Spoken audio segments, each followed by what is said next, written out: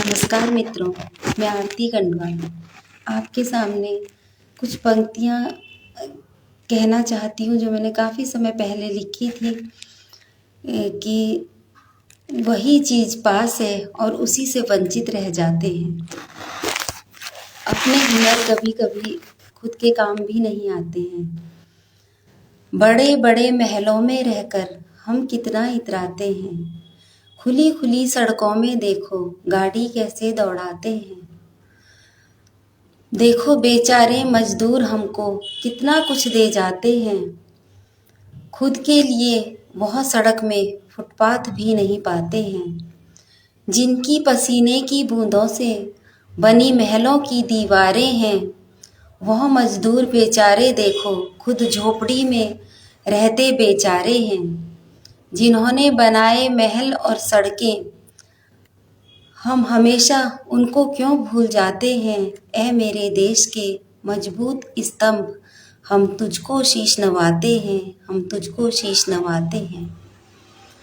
5 star hotel में बैठ के हम 36 पकवान खाते हैं, जो गर्म धूप में तप तप कर पसीना अपना बहाते हैं।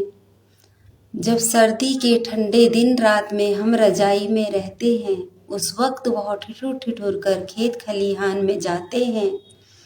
अनाज उगाने वाले किसान के बच्चे एक रोटी को भी तरस जाते हैं। ऐ मेरे देश के मजबूत स्तंभ, हम तुझको शीश नवाते हैं, हम तुझको शीश नवाते हैं। मेरे देश की सीमा पर सैनिक बंकर में रहते हैं। बाहर के दुश्मन से वो देश को बचाते हैं, पर देश के अंदर के दुश्मन को पहचान कहाँ वो पाते हैं। ऐ मेरे देश के मजबूत स्तंभ, हम तुझको शीश नवाते हैं, हम तुझको शीश नवाते हैं। छोटे बड़े विद्यालयों में अध्यापक खूब पढ़ाते हैं, कभी कभी अपने बच्चे ही उनके पढ़ना नहीं चाहते हैं। ऊंचे ज्ञानी गुरुदेव, हम निस्वार्थ शिक्षा देने के लिए आपको शीश नवाते हैं। ऐ मेरे देश के बुद्धि स्तंभ, हम तुझको शीश नवाते हैं, हम तुझको शीश नवाते हैं।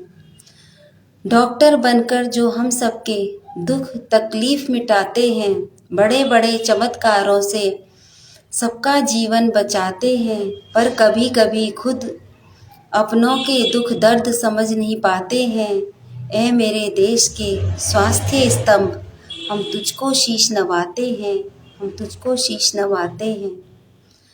ज्ञानी ज्ञान के भंडार हैं, मोटिवेशनल स्पीकर कहलाते हैं। कभी कभी खुद उनके घर में डिप्रेशन के मरीज पाए जाते हैं। ऐ मेरे देश के मजबूत स्तंभ, हम तुझको शीश नवाते हैं।